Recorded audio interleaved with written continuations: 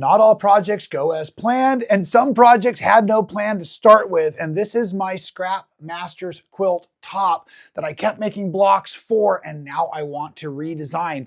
Therefore, that's right. Today we are doing the greatest use of your seam ripper video, tips and tricks on how to seam rip with success. Are you ready? Let's get ripping.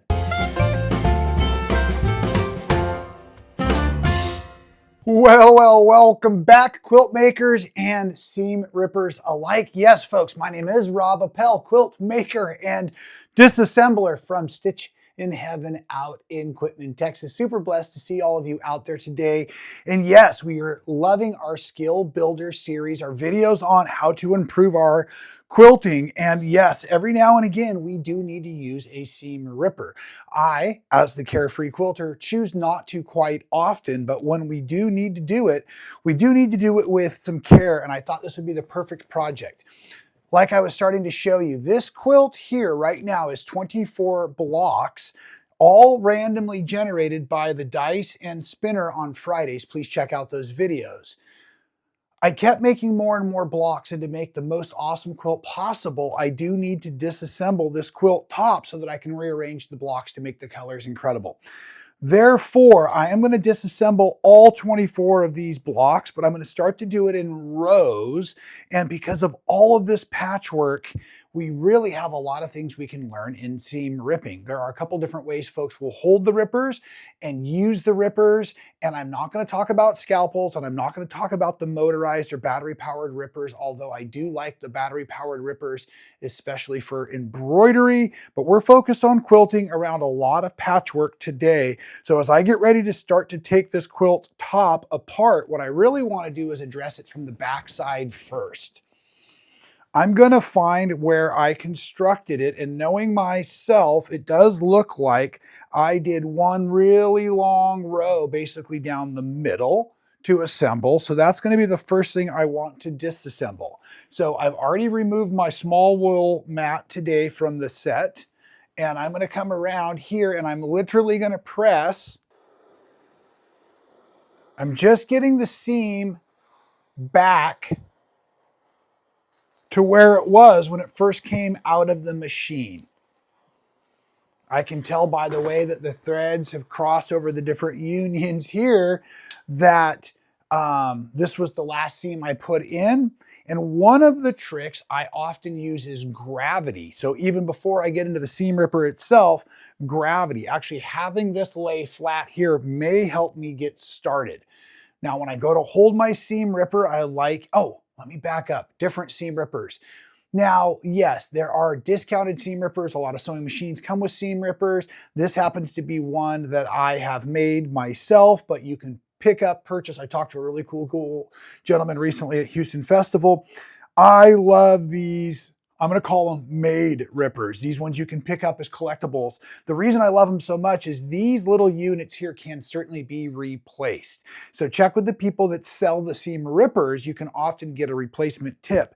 They're also a little bit sharper, and they even make one that's even thicker, more industrial if you're doing a lot of denim or canvases, things like that. So I'm actually going to hold my ripper with my whole thing in my hand here in my right hand at first. And as I come in here, I want to bring it in to about the first couple of inches or inch of sewing. I'm not going to start right on the beginning. Same thing I kind of do with my rotary cutting. And at the moment, I'm simply pulling back with my left hand or my non-dominant hand here, and the weight of the quilt on the table, freshly pressed to the ironing board, is helping with a little counter pressure. Right now, I'm doing it technically incorrectly by the way grandmother taught us in holding the ripper, meaning I have it right now with the blade side down. But for me, that has always been fairly successful as long as I don't get too far out ahead of myself. So working through and always slowing down, maybe even using my fingers at any of the unions between patchworks as I go. Now, recently, I was taught a different method, and that was actually taking, as we've been taught, with the ball side down here and keeping it in. However, I always felt like, even though it's designed to keep us from ripping on the work, I felt like I didn't have much control. Well, folks, what I learned here was in a situation, again, still using some gravity, but now what I want to do is actually use my other hand or my non-dominant hand here. I'm going to feed the project along this ripper. Again, not as comfortable for me, but the concept is I'm feeding the ripper. You know that feeling when you have a safety pin and the string that just came out of your favorite hoodie or sweatpants and you're feeding it back through and you're that pinch? It's the exact same feel right here on our fingers. And what I'm really doing is I'm sliding. So what I've learned to do over time is put my ripper in my non-dominant hand, which feels quite awkward to me, but that way I can now pull with a little bit of a downward angle, and I can now use a very light hand on the ripper, and I'm actually using my dominant hand to pull the fabric and the thread along the ripper. I also like that same hand method, but I've flipped again to holding my seam ripper where I have the blade down in the work, the kind of the dangerous way of doing it. But again, a little slower, a little more control where I'm feeding the project along the ripper. Let's talk about some obvious things to look out for. Now, when we're going over these patchwork seams, of course, they can start to want to tear out. I have this wonderful homespun blue and blue stripe fabric in here. Well, it's actually very light. And so if my blade is down, it's very possible that it's going to snag into that fiber. It's a more open weave fiber. So with that blade being down, it can be very problematic. So sometimes I'll rotate the ball and the blade throughout the seam as I go, just through different areas for different work.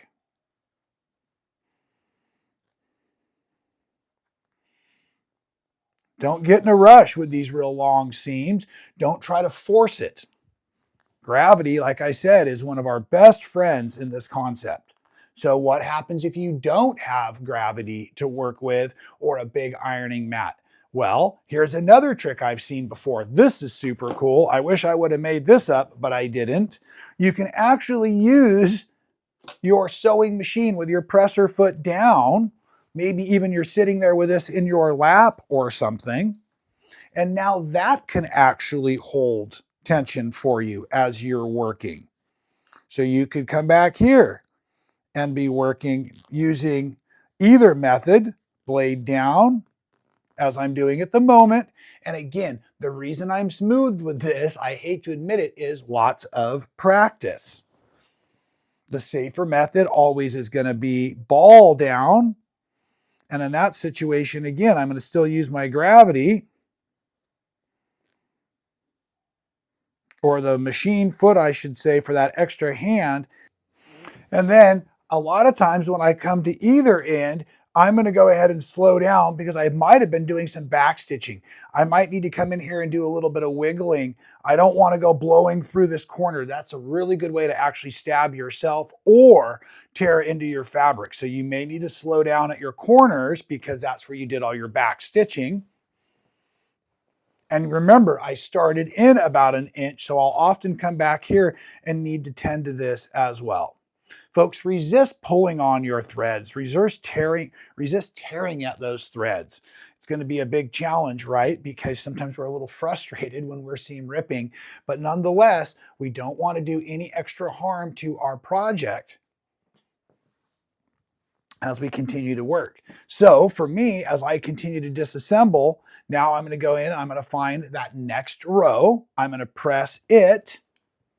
So just taking it one seam at a time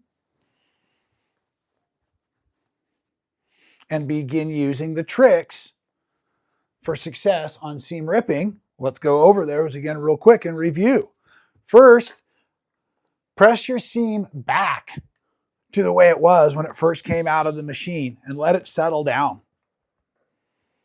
Second, Use some gravity like your ironing board or your sewing machine as an extra set of hands, maybe even a weight. If you use weights for your rulers, use that same weight on the end of your project.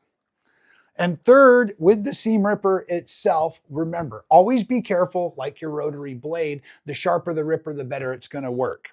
Remember, there's two ways to use it. The safest way is with the ball side down in the work, and go ahead and feed the work along the ripper so that you're really controlling the quilt and you're not at risk of pushing through.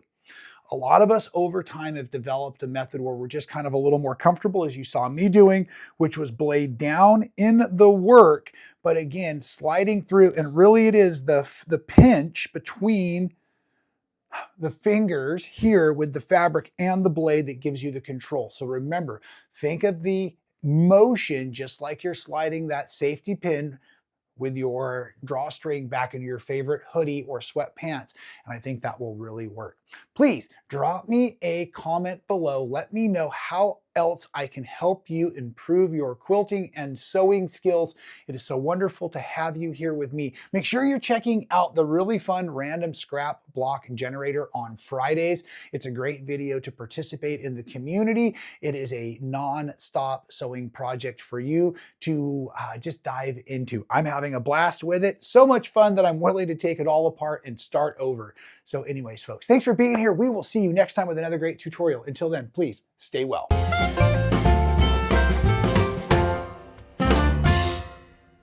Thank you so much for watching all the way to the end of the video. It really helps support our channel. If you haven't subscribed, do so now. Hit the little button to be notified every time we go live or do a new video for all of you. And here's one from the past I think you'll really enjoy.